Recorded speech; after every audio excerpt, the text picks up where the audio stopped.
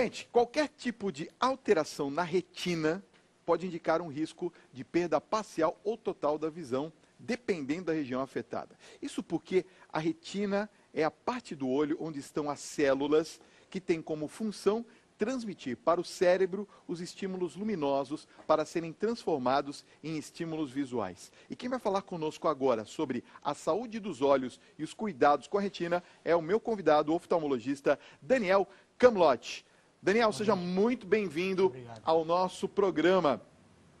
Olha, eu percebo que a gente, muitas das vezes, acaba cuidando de tanta coisa e não cuida da saúde dos olhos. Né? É verdade isso, Daniel? É verdade, até porque existem várias doenças oculares que são silenciosas e a pessoa só vai perceber quando já está muito avançada e depois não tem mais como reverter. Então, por isso, a necessidade do exame precoce, mesmo sem ter sintomas. Por exemplo, qual que é uma doença muito comum nos olhos que a gente só descobre depois que ela já está bem avançada? Um exemplo é o glaucoma. O glaucoma é uma doença silenciosa que você vai perdendo o campo visual de fora para dentro e a visão central ela é prevenida, você vai manter até o final. Então é tomar muito cuidado para isso não acontecer. Agora, doutor Daniel, como que é feito o exame da retina? Você poderia explicar assim rapidamente para a gente como é que funciona? Sem dúvida. Mostrando aqui no olho, o que acontece? A gente tem aquela menina dos olhos, a pupila, né? Tá. Essa pupila, você precisa avaliar a retina que está... A gente tem que passar pela luz para enxergar aqui atrás. A retina é esse segmento posterior do olho. Tá. Que existem vasos, existem o nervo óptico, a mácula, por onde a gente enxerga mesmo. Para você conseguir enxergar isso, você precisa jogar uma luz e uma lente para enxergar lá atrás como está. Como você vai fazer isso? Com o exame de fundo de olho ou mapeamento de retina, onde você faz a dilatação e consegue enxergar toda a retina, desde o centro até a periferia, fazendo o exame desse fundo de olho ou mapeamento de retina. Certo. Eu percebo também que com a idade a gente acaba tendo alguns problemas de visão, né? Principalmente quando começa a ficar a vista mais embaçada e tudo mais. É um problema relacionado à retina? Não, isso já não seria na retina. Isso, quando a visão começa a ficar embaçada, principalmente após os 40 anos, seria a presbiopia. A presbiopia, o que é isso? Existe uma lente aqui nessa parte intermediária do olho, que é o cristalino. Tá. Ele é elástico.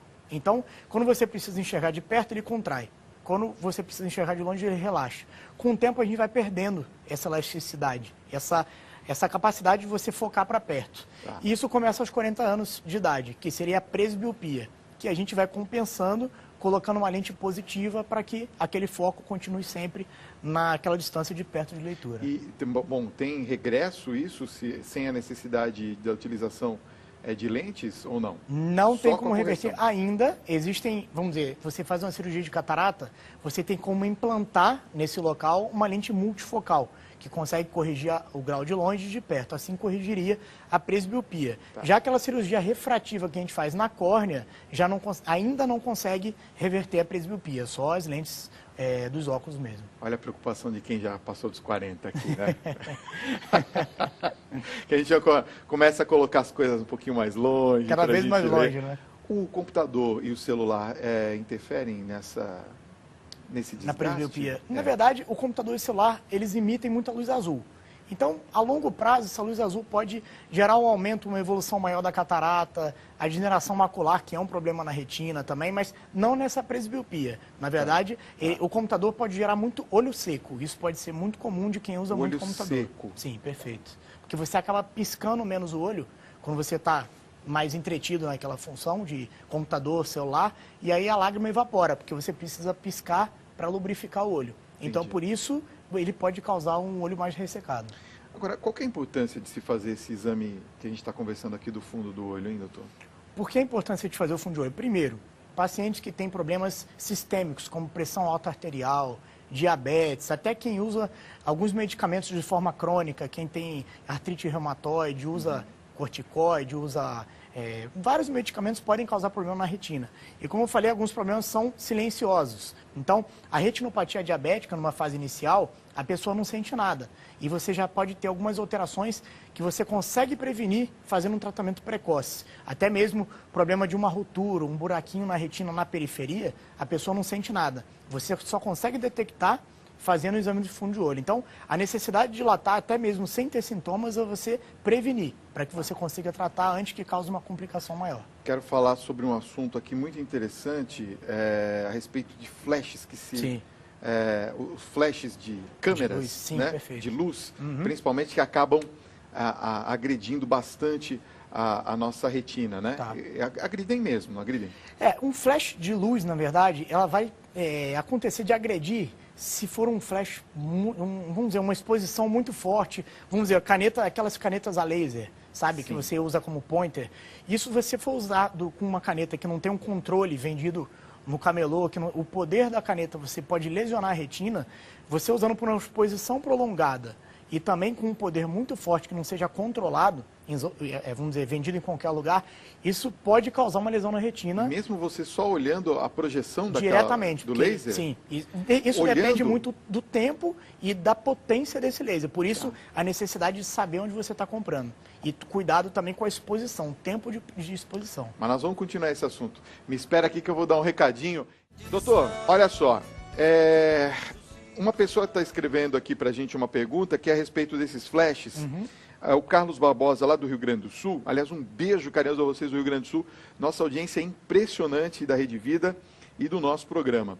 Ele diz o seguinte: doutor, eu estou percebendo que um raio de luz do lado esquerdo do meu olho está me incomodando. São flashes e eu estou preocupada. Medi a pressão do olho e a pressão do olho está boa. Pode ser alguma coisa relacionada à retina? Sim. Isso não tem muito a ver com a pressão do olho, tá? O que acontece? A gente tem um gel que preenche aqui o olho, que seria esse vítreo, tá? E esse vítreo, ele está aderido em toda a retina. Tá. Com o tempo, as pessoas, esse vítreo, ele vai descolando, desorganizando de alguns locais, ele vai soltando. E tem lugares que ele está mais aderido. Então, ele fica tentando se soltar. Essa hora que ele tenta se soltar, você pode sentir esse flash de luz. E quando ele se solta, você pode começar a sentir moscas volantes, umas teiazinhas de aranha. Quando isso acontece, é importante fazer o exame do mapeamento de retina ou fundo de olho para avaliar se a retina foi afetada nesse momento que existe essa força para poder soltar o vítreo ou quando começam as moscas, para evitar que tenha qualquer problema na retina. Então, é importante fazer esse exame de fundo de olho para evitar qualquer complicação relacionada a isso. Olha, tem um telespectador ou uma telespectadora, mandem o seu nome aqui, que é muito bacana, muito gentil com a gente, falou assim: Fábio, olha, depois de 3 anos assistindo o Tribuna Independente, nós podemos receber a colação de grau por causa das diversas especialidades que o programa trata. Muito obrigado pelo carinho, viu? Muito legal isso aí. É bacana a gente levar essa informação para as pessoas. Já que estamos falando de informação, recém-nascido, as pessoas falam: olha, não pode usar flash quando você vai bater foto de recém-nascido porque estraga o olho. Tá. É verdade ou é mito? Na verdade é um mito. Tá? Teve uma época que teve um problema que falaram que não podia jogar flash. Na verdade, você até consegue detectar alguns problemas com flash de luz. É claro, como eu falei, exposição prolongada, várias vezes é bom evitar. Certo. Mas vamos dizer, se você tirar foto de alguma criança, você vê que tem o reflexo de um olho vermelho e outro mais esbranquiçado, pode ser um sinal de algum problema. Pode ser algum retinoblastoma, alguma opacidade que não consegue ver o fundo do olho. Então, não quer dizer que seja um problema, mas pode ser um sinal de que você precisa passar em consulta com o oftalmologista para avaliação. Então, isso é um mito, só é importante evitar um tempo prolongado de exposição ao flash e várias exposições, mas não é um mito. Vamos falar já, eu estou deixando bem para o finalzinho, mas como nós estamos com uma audiência muito boa, vou fazer a pergunta agora. Com relação a esses benditos óculos que nós estamos vendo, tanto os de sol, né, que a gente vê assim serem vendidos, por exemplo, um óculos famoso custa, sei lá, R$300, você vai no centro da cidade, custa R$90. Sim. Óculos, por exemplo, de grau, tá, que muitas vezes nós vemos, olha, você vai no oftalmologista, ele te dá uma receita, você vai nessas empresas que fabricam os óculos, olha, custa R$450, você vai na cidade, R$60 você compra um óculos. É parecido com esse aqui, pega esse aqui mesmo. Tá. Quanto isso é prejudicial para a nossa visão, doutor? Quanto a esses graus, tem vários problemas relacionados. Primeiro, a qualidade da lente. A qualidade da lente, com certeza, não vai ser boa. Tá. Então, você pode ter uma irritação ocular, uma certa tonteira, um desconforto ocular pela má qualidade.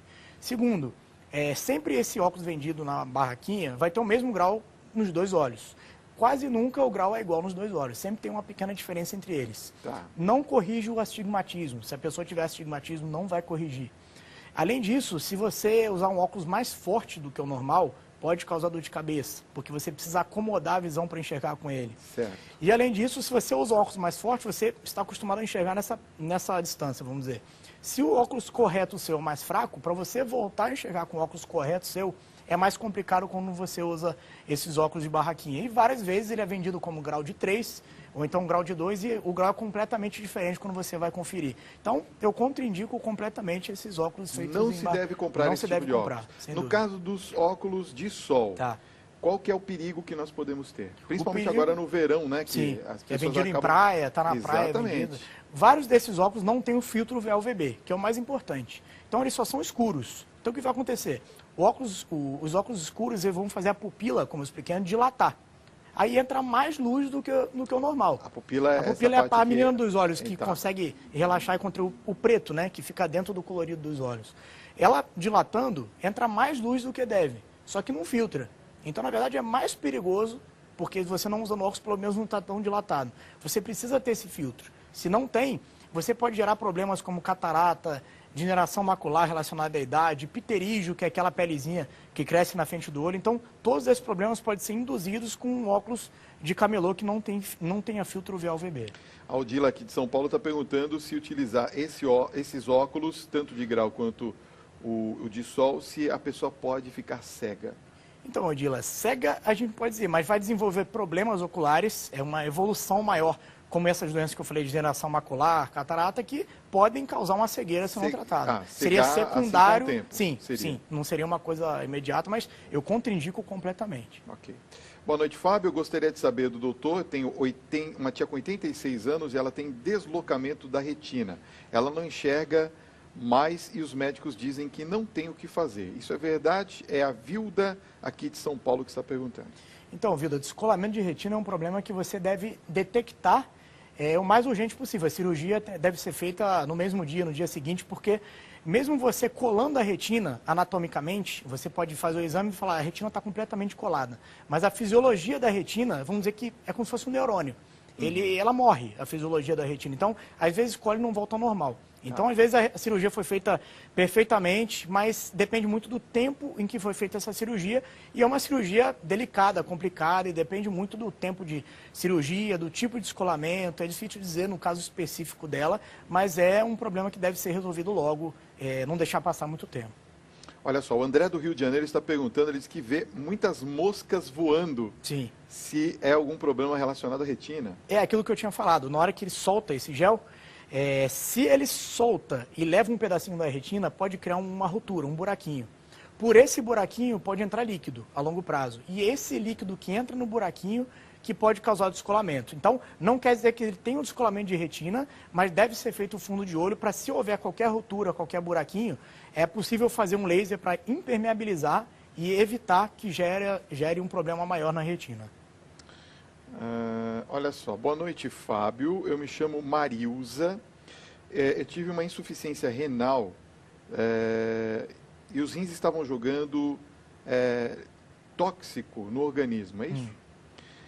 Hoje isso me deu uma catarata. Tá. Eu não sabia, pode dar catarata? Olha, a catarata é uma coisa muito relacionada à idade, tá? É claro que radicais livres, tudo isso, a exposição à luz solar, não sei se essa insuficiência renal pode ser devido ao diabetes, alguma coisa relacionada a ela secundária. O diabetes pode evoluir, mas é difícil dizer no caso dela, mas existem alguns fatores secundários que podem gerar catarata. Ela está perguntando se tem cura. A catarata, sim, é cirúrgico. A catarata é a principal causa de cegueira reversível na população. Então, é possível reverter com a cirurgia, se o problema for só a catarata. Boa noite, Fábio. Eu sou o Saulo de Campinas. Gosto de fazer esportes, mas tenho pânico só de pensar em colocar lentes. Já tentei, mas não consigo usar as lentes de contato. Eu estou querendo fazer a cirurgia refrativa. É aconselhável, doutor? Primeiro, assim, falando sobre a lente de contato. Primeiro, existem pessoas mais sensíveis e a lente de contato deve ser feita com um especialista, um oftalmologista, que tem muita gente que compra lente de contato na ótica e você não sabe o diâmetro, você não sabe se está bem adaptada, qual é o grau correto. Então, não deve ser feito em qualquer lugar. Fica irritado, né, no Fica branco irritado. dos olhos, Às vezes né? o olho é mais seco, você precisa usar um tipo de lente que ele não está usando. Tá. Segundo, a cirurgia refrativa é indicada para quem tem uma córnea, que é essa parte da frente do olho, é onde vai ser mexido. Então, ela precisa ter uma espessura boa, porque o laser vai reduzir essa espessura para poder consertar o grau. E uma curvatura. Então, o exame pré-operatório é importante no caso dele, para saber se é seguro ou não a cirurgia para ele. O Pedro Henrique de São Miguel Arcanjo diz que tem ceratocone, é isso? Sim, sim. Eu já fiz anel e cross-link. Tá. O que causa ceratocone? Primeiro explica pra gente o que é, que eu também nunca tinha ouvido falar. O ceratocone também é um problema na córnea, tá? Que existe um defeito do colágeno que pode ser genético e esse defeito do colágeno faz com que a córnea, que vamos dizer que tem uma curvatura oval, ela vai se tornando triangular. E cada vez ela vai aumentando cada vez mais o astigmatismo. Essa cirurgia de anel é para tentar diminuir um pouco essa curvatura e o cross-linking para fortificar esse colágeno. Então, o ceratocone deve ser... existem tratamentos que evitem a evolução e, nos casos mais graves, usados anel, até mesmo em último caso, transplante de córnea, mas depende de caso a caso. E é muito importante evitar coçar o olho, porque o coçar do olho constante pode piorar o ceratocone. Evitar de coçar o olho, principalmente. Sim. Boa noite, Fábio, doutor. Eu tive toxoplasmose na gravidez e meu filho nasceu com lesão na mácula em um dos olhos. Sim. Hoje ele está com 30 anos. Houve alguma evolução na oftalmologia para reverter essa lesão? É a Marisa da Lapa, aqui em São Paulo, que está perguntando. Então, Marisa, na verdade, isso que se formou na mácula, como já tem muito tempo, formou uma cicatriz, é como se fosse uma sequela. Por enquanto, ainda não existe um tratamento na prática para essa cicatriz. Mas, graças a Deus, não afetou o outro olho. E sempre ficar acompanhando qualquer sinal de olho vermelho, mosca volante, é sempre bom voltar no seu oftalmologista para evitar qualquer problema no olho contralateral, que ainda é bom. Mas, por enquanto, ainda não existe um tratamento para reverter essa cicatriz. A Cirlândia é da Bahia. Um beijo para vocês da Bahia. Obrigado pelo carinho, viu? Ela está dizendo assim, Fábio, pergunta, por favor, ao doutor, se a dificuldade que eu tenho de enxergar à distância pode ser fruto da minha diabetes. Então, Cirlândia, principal de tudo, o diabetes descontrolado pode até mudar o grau do olho, porque muda... É mesmo? Pode mudar. Se a pessoa se está com a glicose acima de 150 e vem fazer o óculos, já fala, ó, controla o diabetes para depois fazer. Senão você faz um óculos hoje, ele controla o diabetes amanhã e o grau muda completamente. Então, primeiro isso. E segunda coisa, principalmente o problema na retina, que é a retinopatia diabética. Se você tem uma retinopatia diabética, você deve tratar precocemente, porque se houver uma evolução, causar um sangramento, um descolamento de retina no diabético, pode causar cegueira. Então, é importante ela passar com o seu oftalmologista, especialista em retina todo ano, pelo menos, e fazer o fundo de olho mesmo que não sinta nada. Tá? Não quer dizer que ela tenha, mas deve avaliar o grau e tudo e fazer o fundo de olho para evitar complicações relacionadas ao diabetes. Todo diabético tem que fazer um exame anual, pelo menos. Sem dúvida. Ok. Olha, a Maria de Porto Alegre, Rio Grande do Sul, está dizendo o seguinte, eu tenho hemorragias na parte da retina, chama-se... Ela coloca um nome aqui, eu não sei falar. Tem cura, já fiz laser no olho direito há 15 anos atrás. Depende muito desse tipo de hemorragia. Não sei relacionado a quê. Hemorragia vítrea, não sei o que lá. Mas, assim, vários problemas podem dar hemorragia na retina. Retinopatia diabética... Você enxerga a pessoa vê, ela embaça a visão e você vê mexendo também. Que coisa. Mas você não vê, você olhando para a pessoa não vê na retina. De fora mas ela sente a baixa visual e algo mexendo dentro do olho. Então, pode ser relacionado à retinopatia diabética, problema da pressão do olho, da pressão arterial, que causa um derrame no fundo do olho, que causa esse sangramento. Existem vários causadores de hemorragia na retina, que você primeiro tem que descobrir a causa, para poder tratar, e aí sim depois tratar a parte ocular. Como eu não sei a causa primária da hemorragia dela, é difícil de dizer. Tá. A Amanda Siqueira Ramalho, de Amparo, São Paulo, ó, perto de Pedreira, essa cidade de Amparo. Beijo para vocês, minha família é aí de Pedreira. Boa noite, Fábio. Final do ano passado, doutor, eu tive AVC, né, o derrame, e resultou numa visão dupla. Tem chance de voltar ao normal sem cirurgia? O AVC, o que acontece? Ele causa alguma alteração vascular. Ele vai afetar também essa parte da musculatura extrínseca do olho, que faz ele mexer. Então, pode causar uma visão dupla, que costuma melhorar entre 6 meses e 1 ano, mas é como se fosse um problema, não no olho, é mais neurológico que causou. Então a gente espera primeiro melhorado nesse tempo, 6 meses a 1 ano, para depois ver se precisa fazer algum tratamento que ajude oftalmologicamente. Então o AVC pode causar visão dupla, a gente primeiro observa, acompanha junto com o neurologista, e se a gente vê que não melhorou, aí sim parte para ver se existe algum tratamento que possa aliviar um pouco essa visão dupla. Meu nome é Sueli, sou de Cristalina, Goiás. Eu já fiz pterígio, tá certo? De um mês para cá, estou vendo uma sombra como se fosse uma fumaça durante o dia. E à noite, no escuro, parece vagalume, só que com a luz prata. Eu tenho 57 anos. Tem alguma solução para o meu caso, doutor? O pterígio, o que é isso? É como eu falei, aquela pelezinha que cresce aqui na frente do olho, que começa a cobrir a frente do olho. Ela cobre a frente do olho. Sim, aqui na córnea, né? Então, isso ela fez a cirurgia, pode ser que volte, não é nada de grave, mas isso, o sintoma que ela sente agora provavelmente não tem relação com a cirurgia que ela fez. Pode ter relação com esse problema no vítreo, no gel do fundo do olho, que ela vê mexendo para lá e para cá, esses flashes podem ser ele tentando soltar. Então, mais um caso que é importante passar com o oftalmologista e fazer o fundo de olho, para poder ver se existe alguma alteração na retina relacionada a esses sintomas. Doutor Daniel Kamlot, acho que esclarecemos muitas dúvidas nessa noite, foi sensacional a sua participação. Muito obrigado pela sua presença, viu? Obrigado. Volte sempre, vamos abordando aqui os assuntos do olho, que são realmente muito importantes para todos nós. Nós cuidamos pouco do nosso olho, né, doutor? A gente tem que tomar cuidado também com a visão. Obrigado por ter vindo, viu?